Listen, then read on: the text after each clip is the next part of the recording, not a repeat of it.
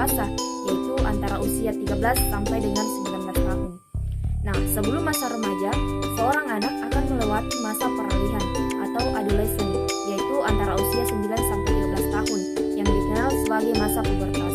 Nah, dalam masa ini, seorang anak memiliki dorongan kuat untuk mengaktualisasikan diri menurut jenis kelamin untuk mendapatkan pengakuan sebagai penegasan identitas diri, baik dari segi fisik maupun biologis. Masa remaja adalah masa yang labil bagi anak. Nah, remaja itu sulit didefinisikan secara mutlak. Oleh karena itu, dicoba untuk memahami remaja menurut berbagai sudut pandang. Nah, dalam ilmu kedokteran dan ilmu-ilmu lain yang terkait, di mana remaja itu dikenal sebagai suatu tahap perkembangan fisik, di mana alat-alat reproduksi mencapai tahap kematangannya. Nah, adapun remaja menurut perkembangan psikologis dan pada identifikasi dari kanak-kanak menjadi dewasa. Puncak perkembangan psikologis ini ditandai dengan adanya proses perubahan dari kondisi entropi ke kondisi non-tropi.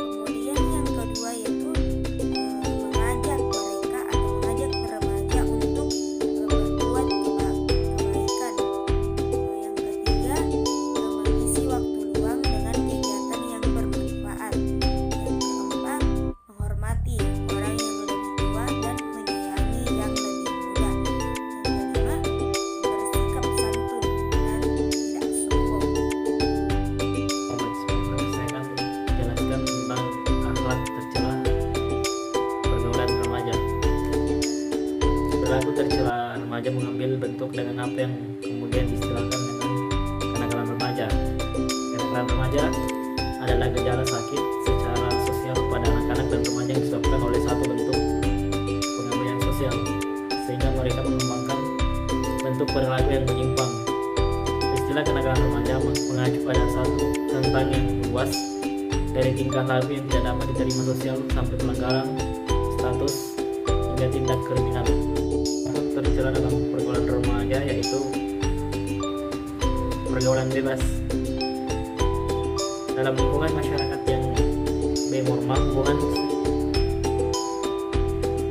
hubungan seksual sebelum atau di luar nikah tidak dapat dibenarkan, khususnya norma agama, sosial maupun moral, dan dianggap sebagai bentuk penyimpangan perilaku dalam kehidupan masyarakat.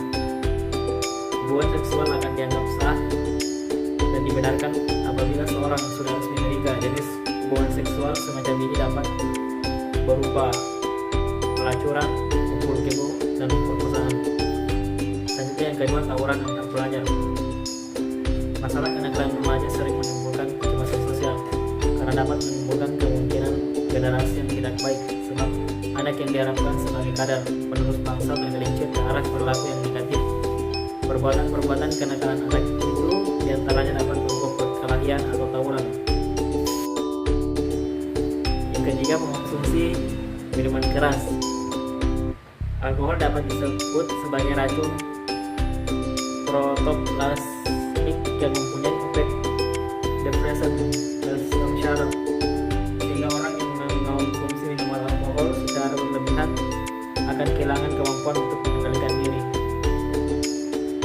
baik secara fisik, psikologis maupun sosial. Yang keempat, penyalahgunaan narkoba. Penyalahgunaan narkotika dapat disebut penyimpangan perilaku karena melanggar norma hukum yang berlaku di masyarakat. Penggunaan obat-obat jenis narkotika telah diatur dalam seperangkat peraturan yang sifatnya formal. Penjelasan yang kedua yaitu nilai negatif perilaku tercela dalam pergaulan remaja, yaitu bertentangan dengan nilai-nilai ajaran agama, kekerasan dan tawuran antar pelajar, bahkan antar mahasiswa ataupun antar kelompok masyarakat. Juga tak jarang kita jumpai beritanya. Yang kedua, hilangnya budaya malu. Hadirnya kecanggihan teknologi dan informasi membawa dampak positif dan negatif secara bersamaan. Hal ini menyebabkan pergeseran nilai budaya suatu masyarakat. Yang ketiga, menimbulkan masalah kesehatan. Dampak pemakaian narkoba sangat luar biasa. Berbagai masalah multidimensi pun bermunculan, mulai bidang kesehatan, sosial, kriminal, hingga ekonomi. Di sektor kesehatan, misalnya beberapa penyakit seperti hepatitis dan HIV atau AIDS merupakan buah dari penyalahgunaan narkoba. Adapun cara menghindari perilaku tercela dalam pergaulan remaja yaitu yang pertama, meningkatkan kadar iman dan amal soleh, meningkatkan kualitas akhlak dan etika bergaul. Yang ketiga, mengatur waktu dengan baik, yaitu dengan membaca Al-Quran.